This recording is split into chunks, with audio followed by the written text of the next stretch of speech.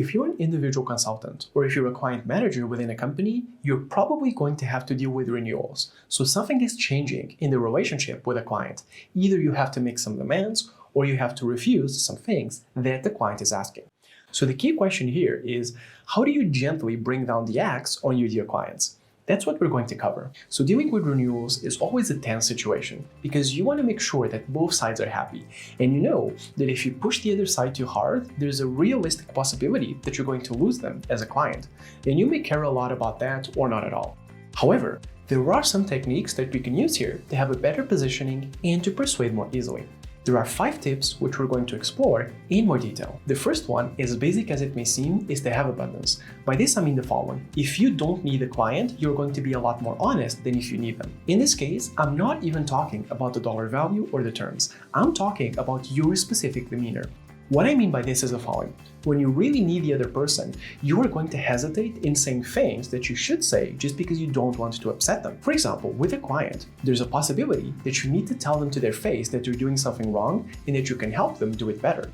But if you're very needy, you're not going to risk upsetting them because you may lose them. And that's exactly what you don't want. When you have extreme abundance, conversations become a lot more simpler and they become a lot more honest. You go in and you say, hey, based on your needs, this is what I can do for you, this is what I can do for you, this is what it's going to cost, and this is what I cannot do for you and what's not included. Do we have a deal or do we not have a deal? But when you're needy, the dynamic is completely different. You are going to try and please them, you are going to try and be very agreeable, you are going to try and say everything that sounds good so that they agree with you. It sounds very forced and very plastic. And the key here is that any client will realize this. They know whether you're being honest and whether you have abundance or whether you're trying to kiss up. In fact, one of the best weapons to use here is something called adverse transparency, which is you are honest about things that go against you, that you did not need to say, but you say anyway because you're honest. This adds credibility and this adds authority. And also it shows abundance because you're saying, I have so much abundance that I can even talk about my mistakes because that doesn't threaten me. If someone is needy, they are never going to admit a mistake because they're afraid that they're going to lose the person. I use that as a coach myself. I tell my prospective clients, I have a lot of experience with this vertical, but I don't have a lot of experience with this other vertical. Your results may be a little bit lower. Do you still want to proceed? Both are fine by me. But if you're needy, you would never say that. You would try and pretend to be a specialist in that other area as well. And again, clients will always notice this. The second tip is have a good reason for whatever change you're proposing, especially if it's a price increase. Now, in terms of marketing, we all know that pricing is flexible. That's a standard. But here's the key. All pricing must have a reason behind it. So for example, if you're a consultant and you're about to raise your rates, you can raise them and they can accept them, but you need to have a reason behind it. For example, do you have more experience now? Do you have a certification? Do you have anything else that adds value to you as a consultant?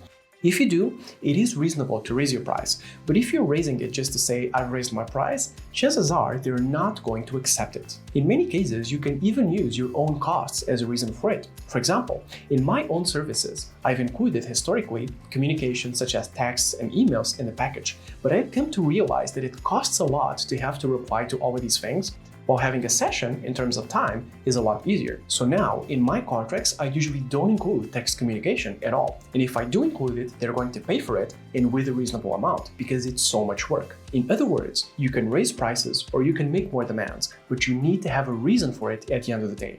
Don't just raise a price or don't just say, I don't do this anymore without having a good reason for it. The third tip is to always have an alternative to what they're demanding. What I mean by this is the following. Let's say that a client comes and they say, we need a 20% discount period. If you just say no, you find yourself in the awkward position where they may leave. So what you want to do is you want to say, hey, I cannot continue with the current service for 20% less, but we can reduce the amount of deliverables or the amount of time or the people allocated for less 20%. So what you're doing in a way is you're taking a situation and demand by them and turning it from a yes or no question into an alternative that you can propose. And naturally, in most cases, it becomes a question of numbers, right? If they want to pay 10% less, they get 10% less of the service or whatever it is. But what you want to do is you want to always present an alternative and you want to negotiate back and forth. You want to keep the options open so that you can continue the dialogue. What you do not want to do is they come in, they make a demand and you tell them this is not possible and then they tell you, well, we don't have a deal and then they don't renew. That's what you don't want to happen, okay? And naturally, there are many things that you can leverage here. Deliverables, time with people, allocated people, the contract duration, and many others.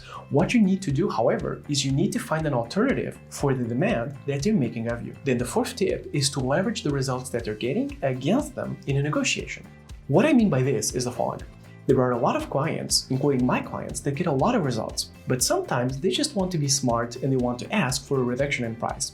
And having the capability to put into numbers what they're gaining is a great way to convince them not to make that demand. For example, if someone is paying 10K for a contract, but they're getting results in terms of 200K in savings or revenue for their organization, and they come in and they say, hey, we want a discount of 20% on these 10K, you have a good reason to politely tell them, no, you're not getting that discount because you're making 20 times more in terms of profit. So what you want to do is you want to assign a dollar value to the result that they're getting, and you want to use that as an argument to politely refuse a demand. In some cases, you can even increase your own demands. For example, in this case, if you're making 200K with a contract that costs 10K, you could probably triple what you're charging or even make it 10 times more, and it would still make sense to that person. So these are some tips to negotiate with clients that are renewing or that want to change. First, you want to start with a strong positioning. Don't need them, because if you need them, your honesty, your credibility, and just how you speak with them is going to be effective, and they're going to notice. Then have a good reason for whatever change you are proposing or you're denying. If you're raising the price, have a reason to raise the price. If you're denying a discount, have a reason to deny that discount. Then have an alternative to their request. If they're just asking something and you say yes or no, then the negotiation can end there. So whatever they're trying to demand, find a way to change something in your offering to make that make sense for you as well. Usually, whatever sacrifice they're requesting of you, you can request a similar sacrifice by them. And finally, leverage the results that they're getting in order to not give them even more advantages. So if they're already making a lot more money and paying little, you can use that politely as an excuse to not give them a discount or to not do even more work for the same rate. If you like the content and want to be notified of similar negotiation and communication techniques, make sure to like and subscribe, and check out our channel for other techniques applied in different contexts. Thank you so much for watching.